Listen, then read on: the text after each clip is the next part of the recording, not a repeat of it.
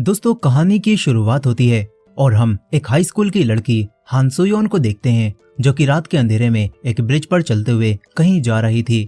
थोड़ी ही देर में उसके सामने एक कार आकर रुकती है और हानसू उसमें बैठकर कहीं पर चली जाती है। इसके बाद सीन कट होता है और हम जी चियोल को देखते हैं, जो कि एक बॉक्सिंग कोच है।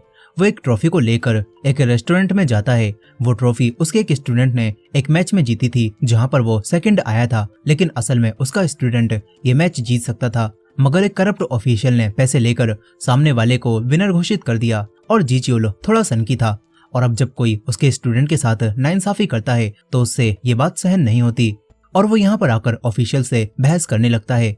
जी चियोल एक आदमी के एक पंच मारकर उसे गिरा देता है, लेकिन बदकिस्मती से जिस आदमी को उसने मारा था वो बॉक्सिंग एसोसिएशन का वाइस प्रेसिडेंट था, जिसके बाद जी चियोल को हमेशा के लिए बैन कर दिया जाता है। जी चियोल की बहन को जब ये बात पता चलती है तो उसे जी चियोल पर काफी गुस्सा आता है, क्योंकि उसने ऐसा पहली बार नहीं किया था।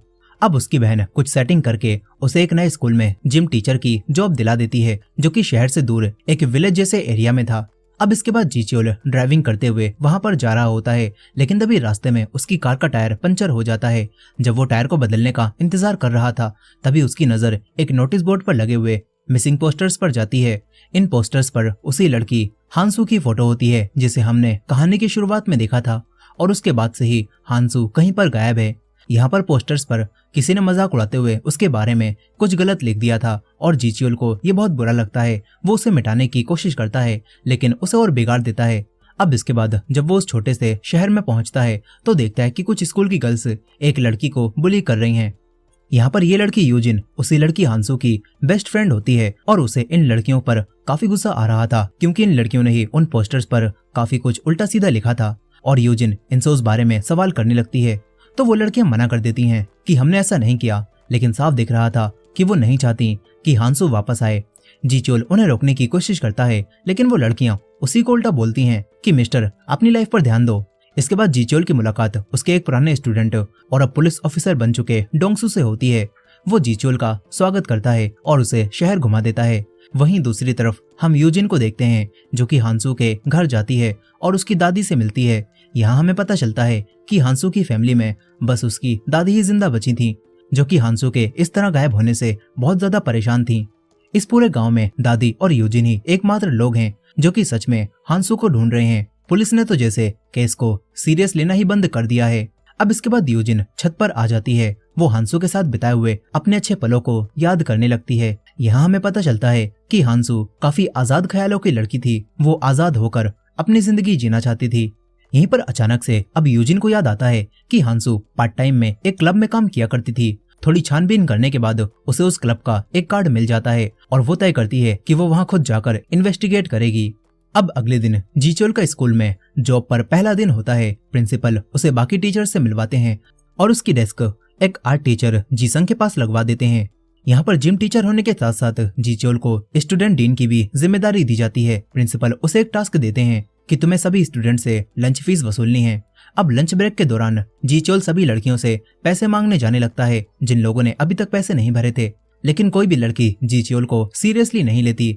तभी उसे रास्ते में यूजिन दिखती है, लेकिन वो भी उसे इग्नोर करके चली जाती है। अब कुछ देर बाद बाथरूम से जी चियोल देखता है कि यूजिन स्कूल की दीवार फांदकर बाहर भाग रही है।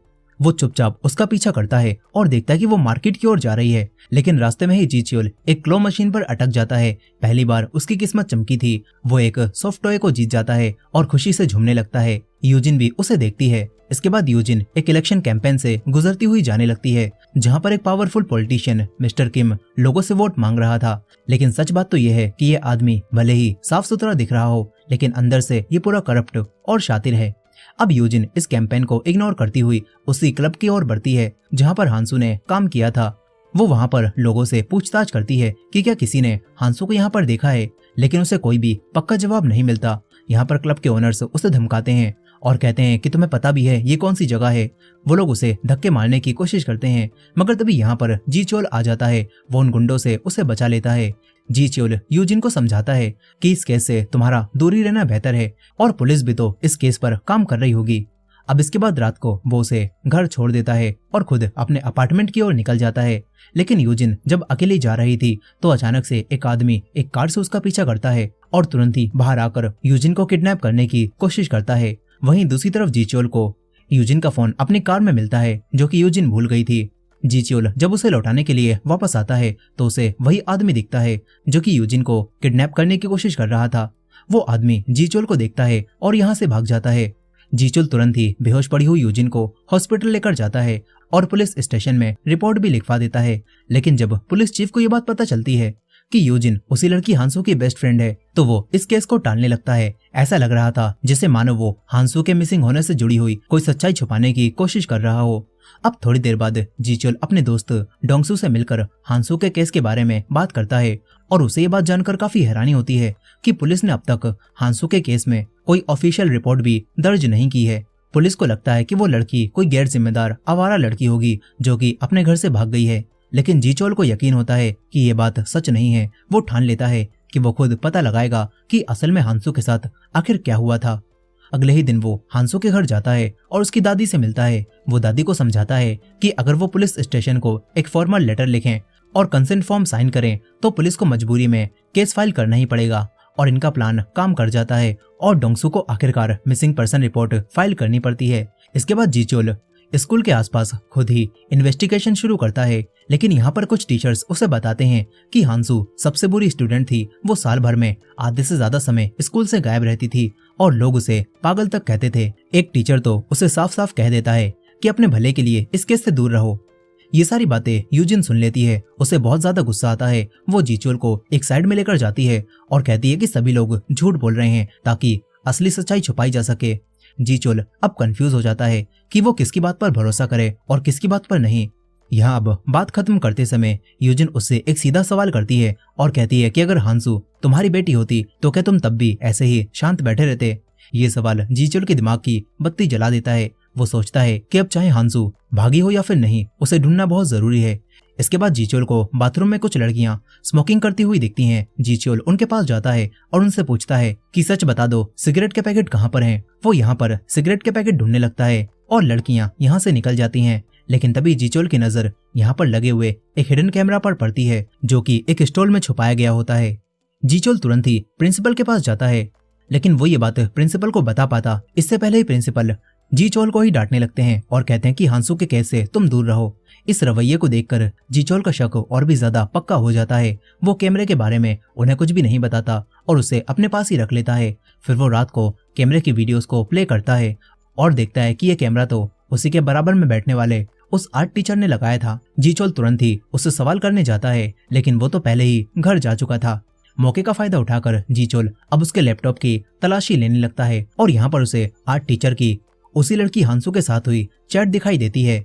और ये चैट उसी दिन की थी जिस दिन हांसू गायब हुई थी। यहाँ पर हांसू ने आर्ट टीचर को उस रात मिलने के लिए बुलाया था और उसके बाद से ही हांसू गायब है, यानी कि आर्ट टीचर कुछ तो जानता है। जीचोल तुरंत ही अपने उसी ऑफिसर दोस्त डोंगसू को कॉल करता है, लेकिन वो कॉल नहीं उठाता। फिर इसके बाद वो यूजिन को कॉल करता है और पूछता है कि तुम कहाँ पर हो। यूजिन बताती है कि मैं आर्ट टीचर की कार में हूँ और वो मुझे घर छोड़ने जा रहे हैं। जीचोल चुपचाप उसे सारी बातें बताता है और कहता है कि सावधान रहना। फिर इसके बाद यूजिन बड़ी ही चतुराई से बातों ही बातों में आर्ट टीचर से पूछती है कि हम कहाँ पर जा रहे हैं और फिर वो उसकी लोकेशन जीचोल को भेज देती है। यहाँ पर वो नोटिस करती है कि आर्ट टीचर की कीरिंग की चाबी बिल्कुल वैसी है जैसे कि हांसू के पास हुआ करती थी। वो उससे अब हांसू के बारे में सवाल करने लगती है और तभी आर्ट टीचर सब समझ जाता है। वो यूजिन को जोरदार पंच मारकर बेहोश कर देता है और जब यूजिन को होश आता है तो वो खुद को एक बेडरूम के फर्श पर बंधा हुआ और मुंह बंद पाती है। वो देखती है कि आर्ट टीचर की अलमारी में हांसू का फोन रखा हुआ है। अब इससे पहले कि आर्ट टीचर उसे कोई नुकसान पहुंचा पाता, जीचोल वहां पर आ जाता है। वो जबरदस्ती दरवाजे को तोड़कर अंदर घुसता है और यहाँ पर आर्ट टीचर जीचोल को रोकने की कोशिश भी करता है।